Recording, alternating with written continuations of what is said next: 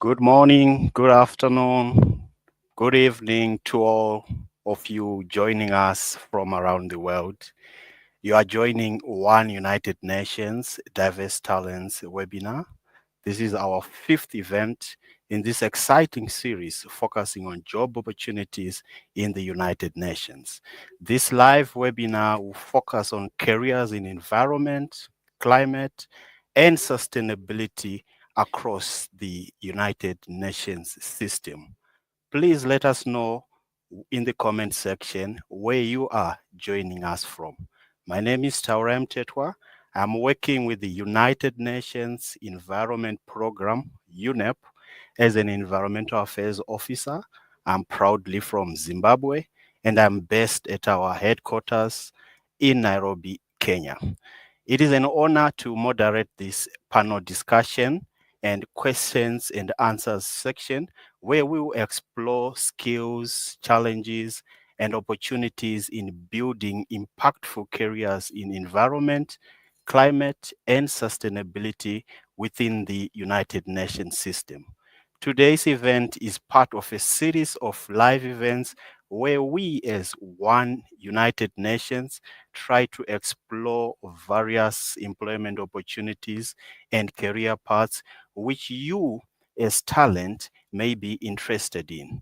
There are many different United Nations organizations, funds, and programs with many different talent and expertise need.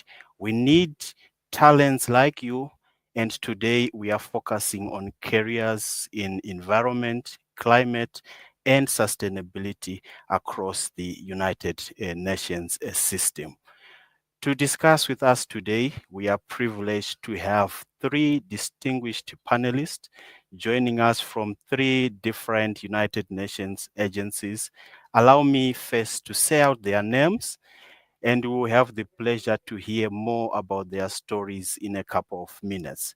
First of all, I would like to welcome Miss Amau Kasri, who is the Chief of Section for Basic Science, Research, Innovations, and Engineering at United Nations Educational, Scientific, and Cultural Organizations, UNESCO. Welcome, Amau.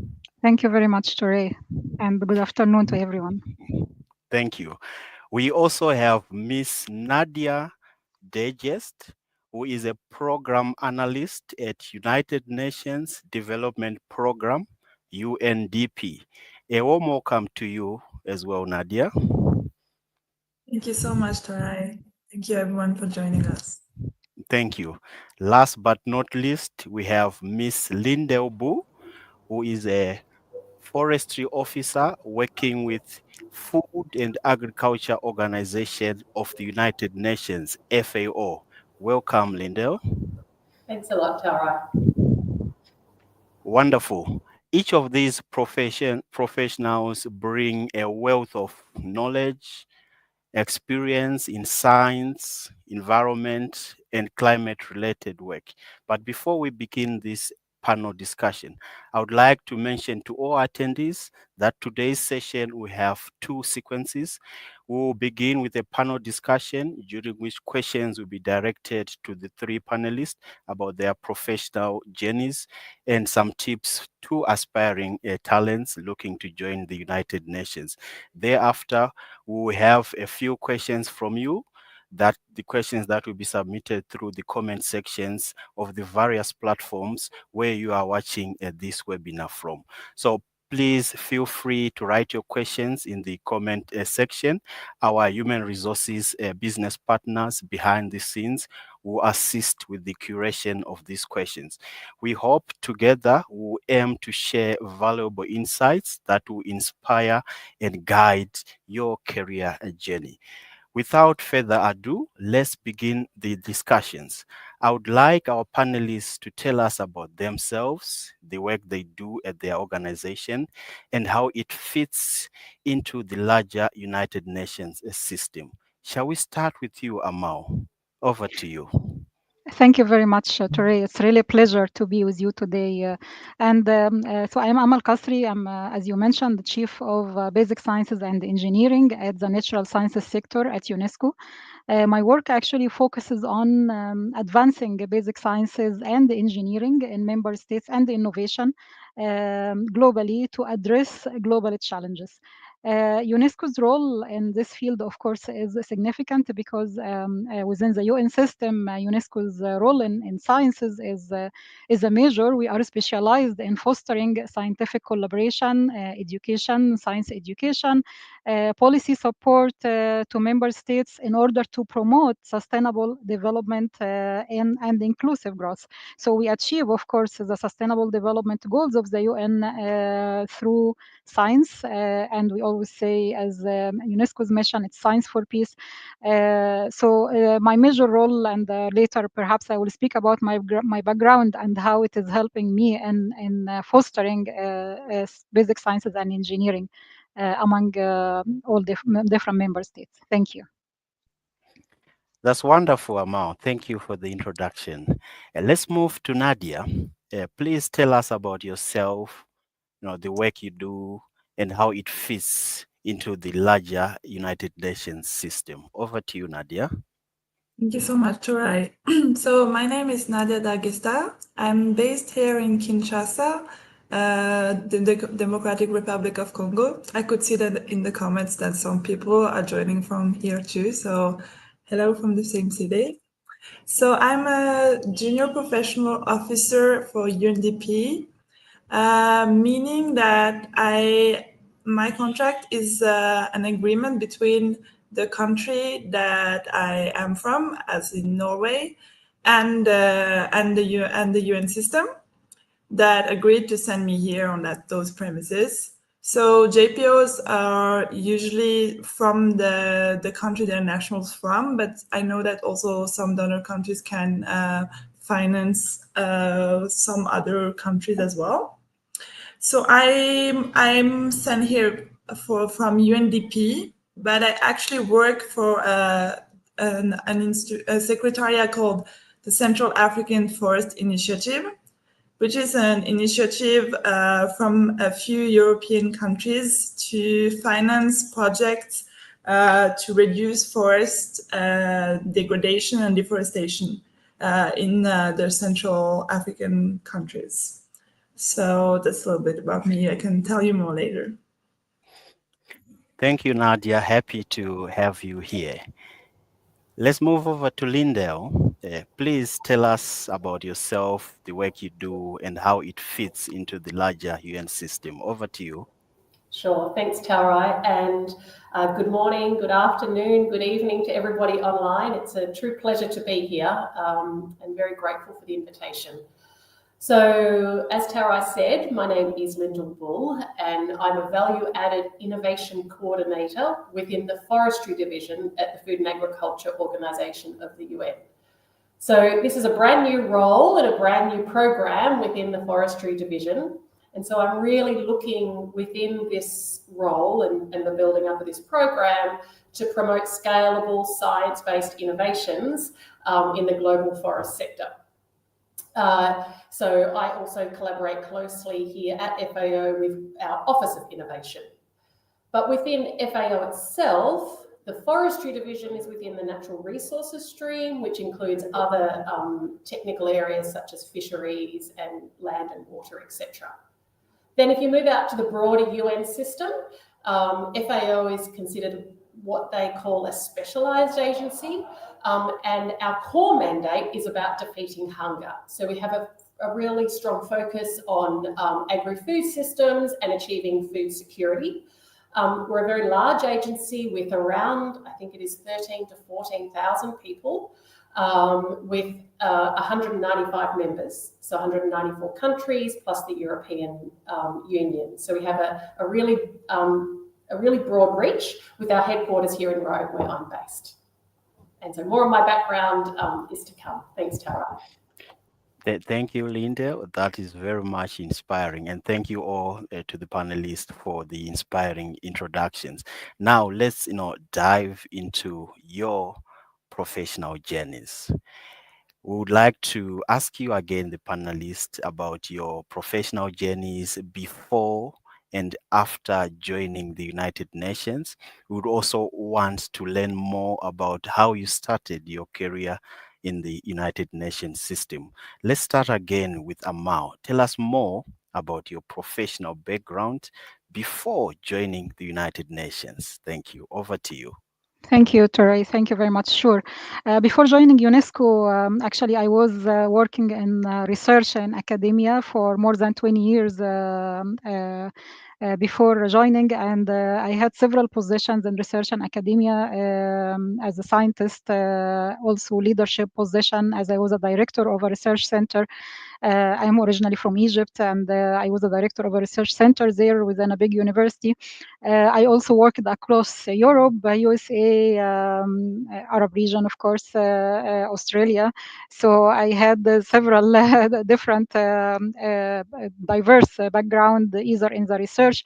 My research was mainly about material science. I'm a physicist by training, and my research at some point did this change to biophysics, where I was working on developing high sensitivity biosensors, which has many different applications, including environmental applications. So really, I was working on emerging technologies and cutting top priority research also in the field of nanotechnology.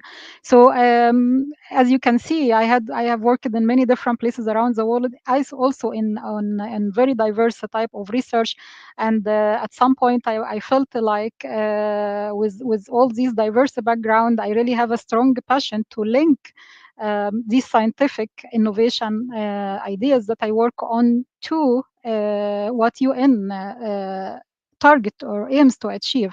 So really, it's very important to link the scientific innovation with policy making, in order to achieve broader societal impact. This is really one of the aims that I was really hoping to achieve in my life, to have a societal impact, because science can have a very important impact on our society, on our life. It is a long-term impact. It's not something that you can see immediately.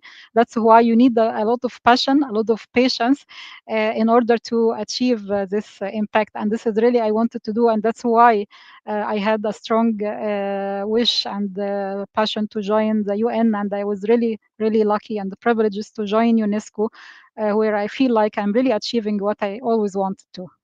Thank you.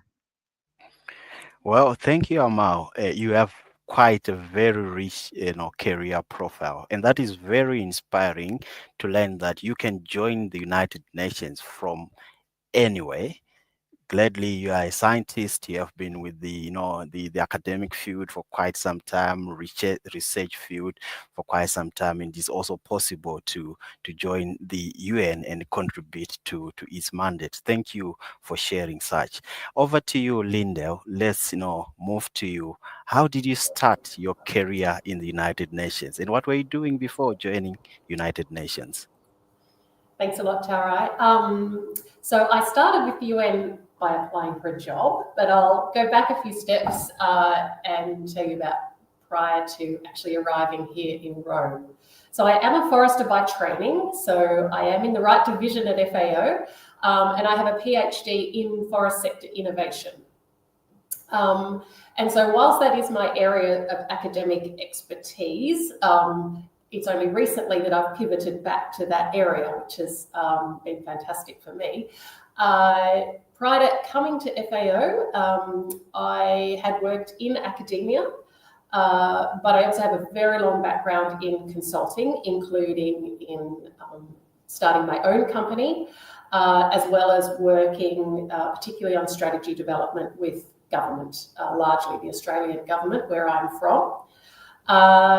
One of the benefits of my sort of long and varied consulting career is the variety of assignments that gave me.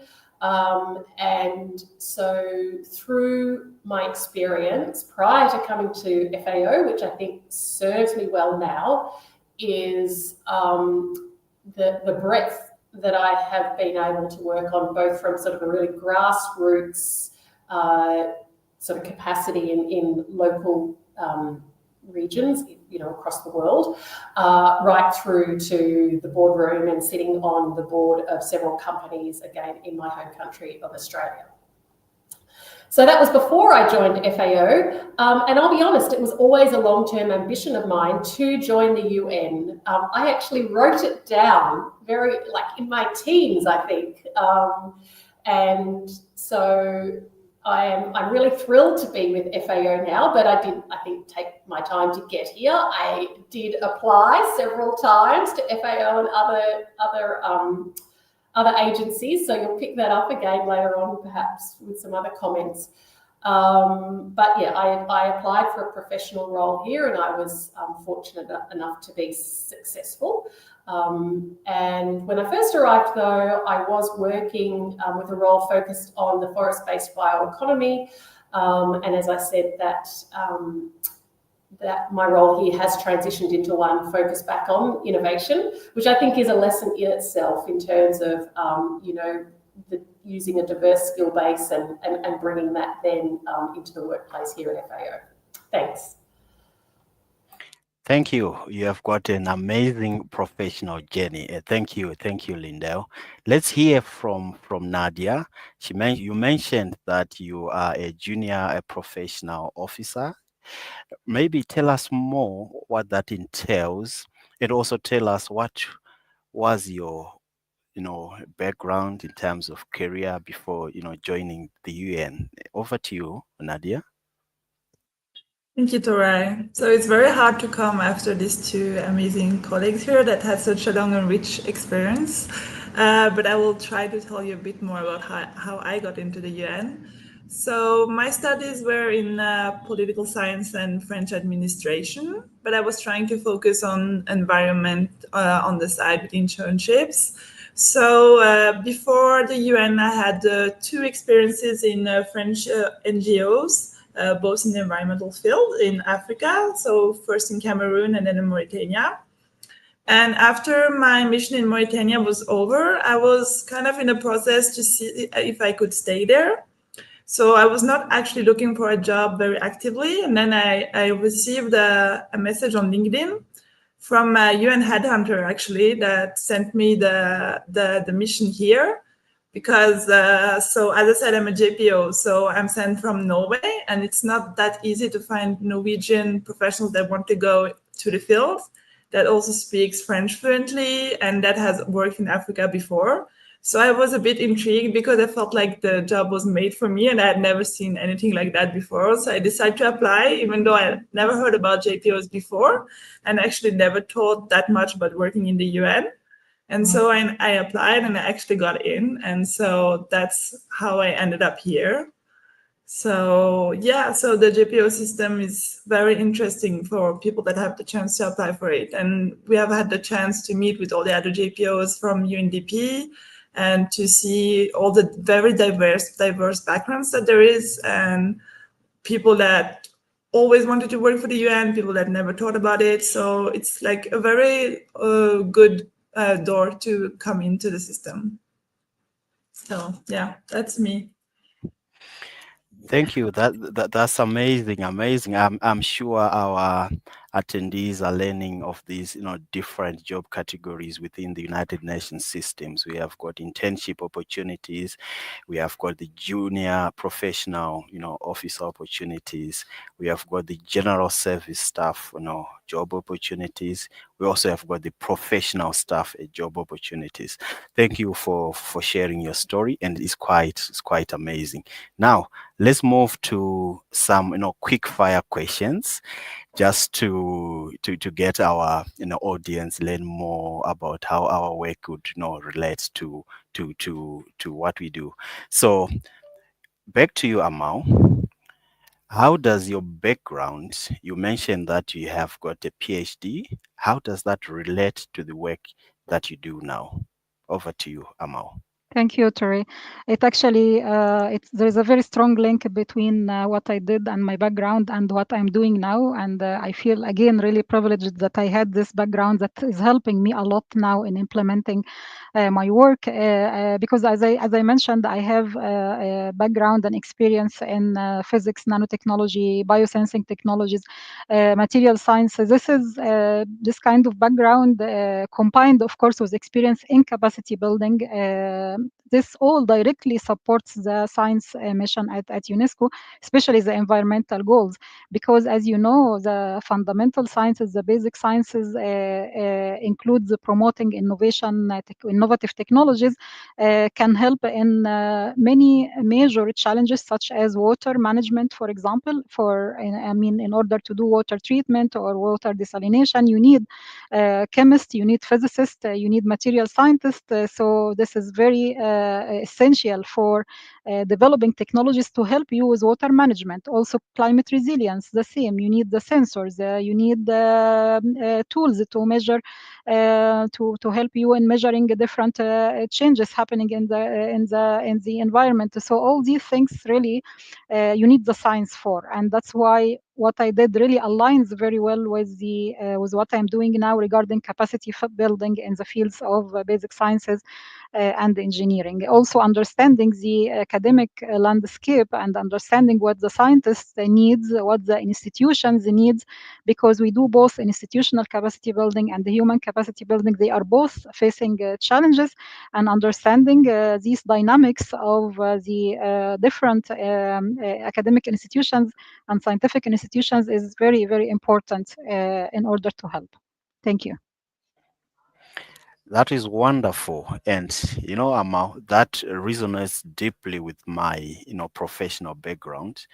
I joined the United Nations after working in the private sector, the manufacturing industry in particular. So we were hands-on in terms of environmental management, and that, helped me to on board to the United Nations system, where there are, several opportunities for environmental management. So thank you for sharing that. And I also discovered that the United Nations system offers opportunities for individuals with diverse talents and expertise. Thank you for sharing. Nadia, let's move to you. Please tell us, what is the most rewarding and the most challenging aspect of working within the United Nations system, particularly looking at working at a duty station like the one you are in? Over to you, Nadia. Thank you, Torai. So I would say that absolutely most rewarding about working in the field is that it's such a diverse environment. First, it's just very varied because I meet so many different partners, not only in the UN system, but we also work very closely with the government. We work with NGOs, and so we meet like a lot of people that have very different like objects of what they're doing. So that's very interesting. And also that we have so many different people with cultural backgrounds around us. I mean, in my team here, we are just 5 people and all of us come from a different country. So that brings a lot to the team, and that allow us to learn a lot about what we like about the world and how people see the world.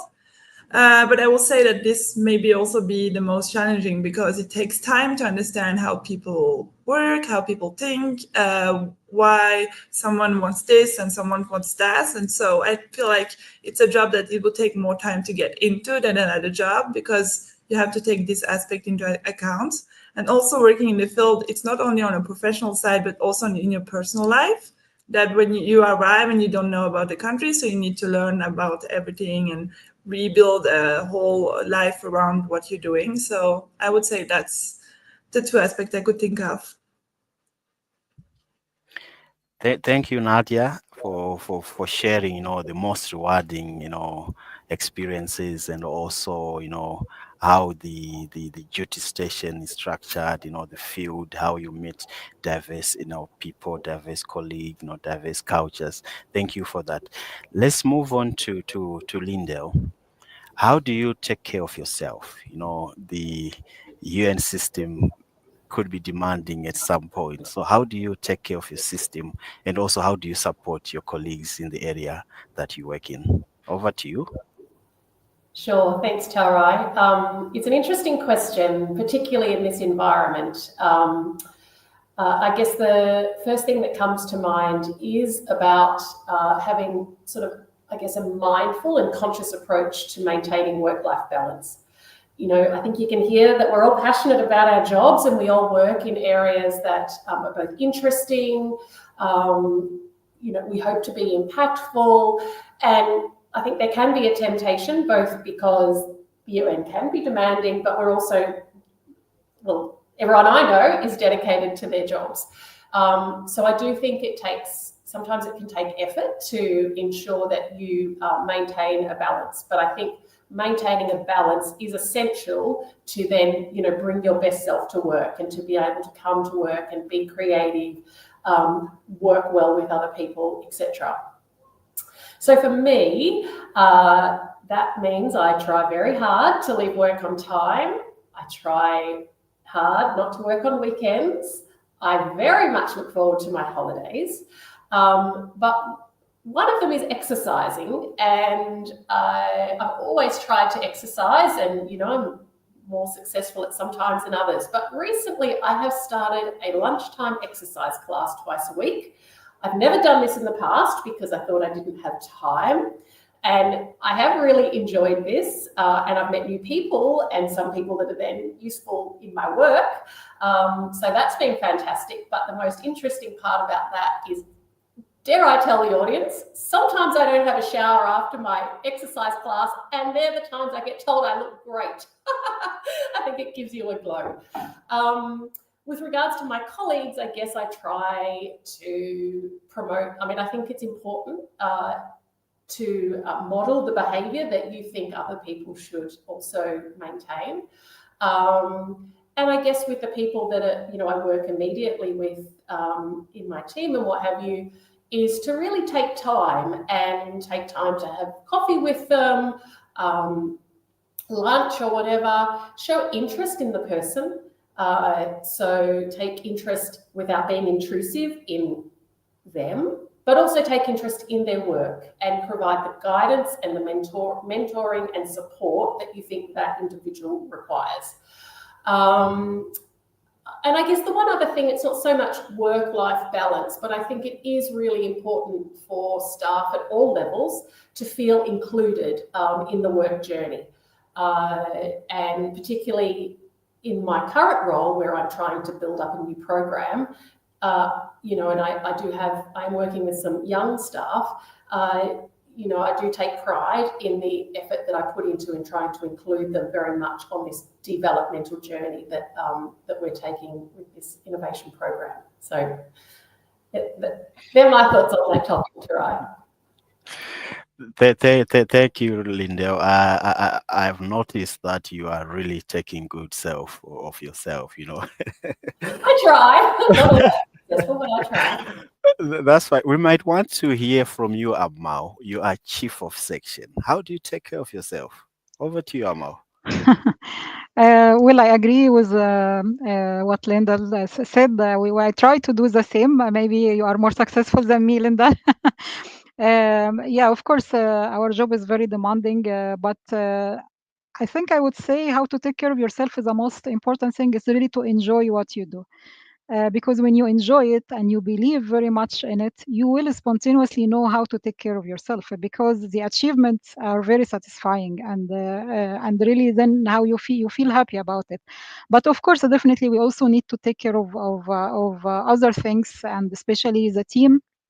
Since it is a demanding and job and a lot of work, we need to be really considerate to the different team members, what they have. Some of them have family, have kids. We really have to take care of this and give them space and the chance to take their time and take care also of their family, because if they are not taking care of their family, obviously they will not be able to do a good job. We need always to take care. This is something I really pay attention to with my colleagues and my team. And also the flexibility. For me, the most important thing is the deliverable. levels is not how much you do it. People work in a very different manners, which is absolutely fine. People are different, and this we have to respect and acknowledge and recognize. Doesn't matter how many hours you work, it matters actually what you achieve, what you do in the end. So this is always in something I implement while managing my work here, and for myself as personally, I try to do something different. Even if I am busy in the weekend, still you need a moment for yourself to do something different. Reading a book, I try to fix 1 hour every week for reading. I try to do more, of course, but sometimes it's not possible. But at least this time every Sunday, I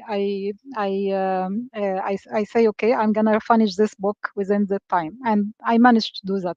And this makes a big difference actually when you read something completely different from work, a novel or a new book about something new. I think this is, for me personally, this is something usually works for me to keep balance. Thank you. Thank you, Amao. And of course, a work-life balance is always needed, and the UN system provides several opportunities to ensure that balance is maintained. Well, thank you very much for your input, things that you are sharing. We have heard your journeys.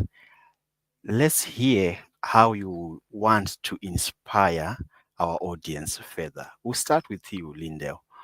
Tell us about your best moments in your entire career so that we inspire our audience. Over to you, Lindell. Thanks a lot, Tara. I mean, it's a difficult question. It is a true privilege to work in an area that you genuinely have an interest in and are passionate about, as Amal just touched on. Really, I think it's a gift that I am grateful for. And I'm grateful for the many and varied people, particularly here at FAO, that I've been able to meet at all levels, from very senior levels to more junior levels, from a diverse range of countries, and to learn from. This is I have to pinch myself sometimes to sort of because this is kind of my life. But I had an experience recently that really was very special, and it wasn't as as perhaps some of the things that I've done in the past. It was a thank you letter. A person that had been working with me for the last few years. It was her first job after her internship. She came to work with me.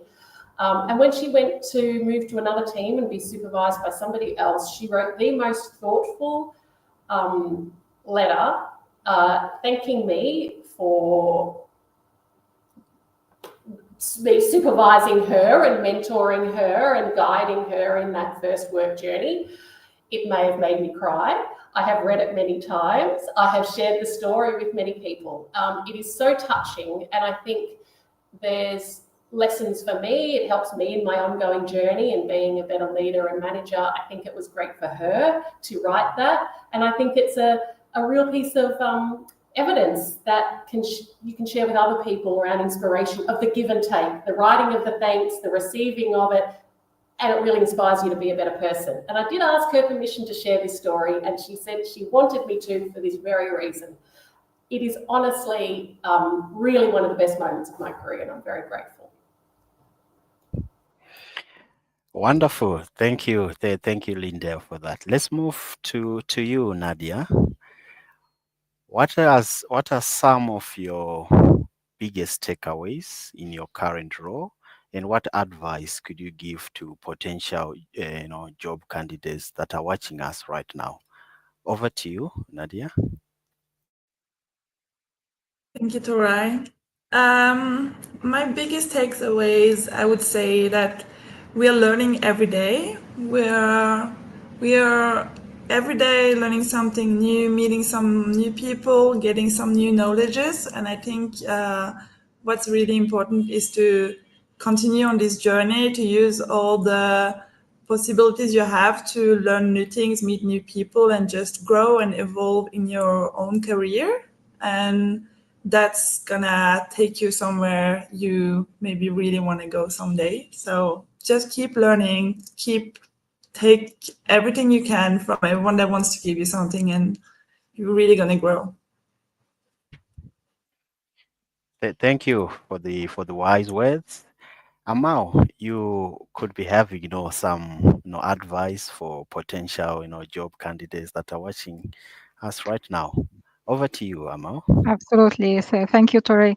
I would say a couple of words, just pursue your passion, please. This is very, very important. You need to find your passion and you need to pursue it. You need to strengthen it. You need to work hard to achieve what you want. You have to be also open-minded to the different opportunities. The UN system really values very much the diverse perspectives.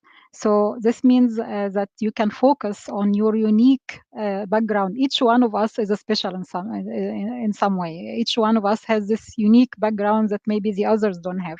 So you need to find this unique background. You need to work on it. You need to strengthen it. And then you need also to see or investigate how this unique background can contribute to the UN mission.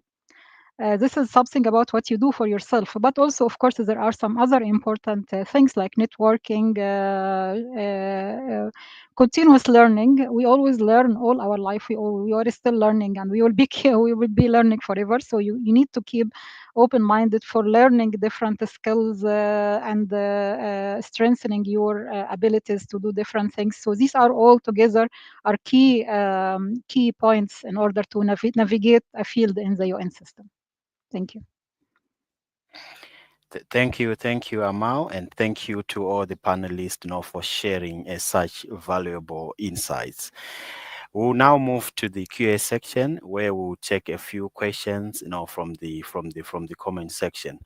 Now, back to you, Amal. There is this a burning question, from the comment section. So there's someone who's asking if those who didn't study, basic science and engineering are unlucky to join the UN. Is this true? Don't we have, colleagues who didn't study science or engineering within the system? Over to you, Amo. Please assist us on this one. Thank you. Thank you for the question. Of course, you can have different, as I just said, UNESCO values the diverse backgrounds. You don't have to be a scientist or an engineer to join the UN system. UN work on very, very diverse different fields. If I talk about UNESCO, we have sectors and we have the basic science, we have the natural science sector, but we also have the social sciences sector. We have the education sector, we have the communication and the information sector, we have the culture sector, which is the most known for UNESCO. So you don't have to be scientists or engineers, but you need to know, or you need to find, as I just said for the previous question, what is a unique ability you have, and you have to work on it and find a suitable opportunity within the UN system. So of course you are lucky, you will be lucky with what you have to join the UN. No need to be a scientist or engineer is needed for what we do in capacity building and basic sciences and engineering. Thank you. Thank you. It's good to learn that, even those who studied, social sciences, business related courses, arts related courses, they can work within the UN, in particular in the climate, the environment, and the sustainability field. All talents are needed. Lindell, there is this interesting question here. Would you encourage investing time and other resources in pursuing a PhD? I know you hold a PhD. Over to you, Lindell. Oh gosh, that's a hard question. Um, I mean, of course, I would say yes. I found doing a PhD a privilege. The opportunity to be able to take a deep dive on a particular topic, the opportunity to meet experts, become an expert, learn how to write, is an utter privilege. It has served me exceptionally well in many different ways, teaching you how to think, providing, I think, potentially broadened job opportunities. So I would absolutely give it a big tick. but I don't think it's essential for everybody. It's not right for everybody. And within the UN system specifically, I think an advanced degree is definitely preferable and generally required. So, I would promote, the pursuing a master's degree, etc. So I think you really need to think about your personal circumstances, what it is you're aiming to do, what interests you, and is a PhD the right fit? But yeah, I mean, for me, I'm very glad that I did one, and as I said, it's my job has recently pivoted back to my area of focus in that PhD, so I'm very fortunate. Well, thank you, Lindell. Still on you, Lindell. Are there any tips that you have, for candidates to, complete their cover letters, their profiles? Do you have any tips, any suggestions that, candidates should consider when making an application? Over to you, Lindell. Sure. First of all, write one. Some people put in applications and don't write a cover letter. So first of all, write a cover letter. And I think maybe picking up on Amal's earlier point is,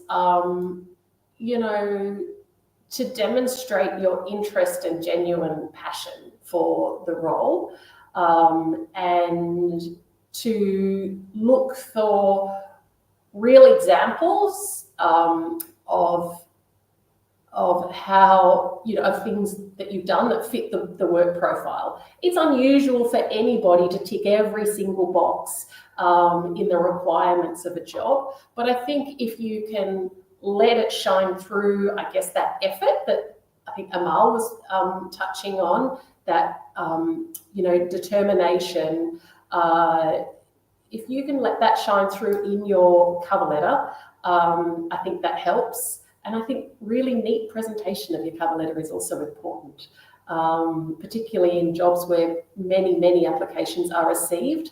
I think concise, make sure it's concise and well written, would probably be my main thoughts for that question. Thank you. I'm sure it's well answered. Let's take the last one before we close.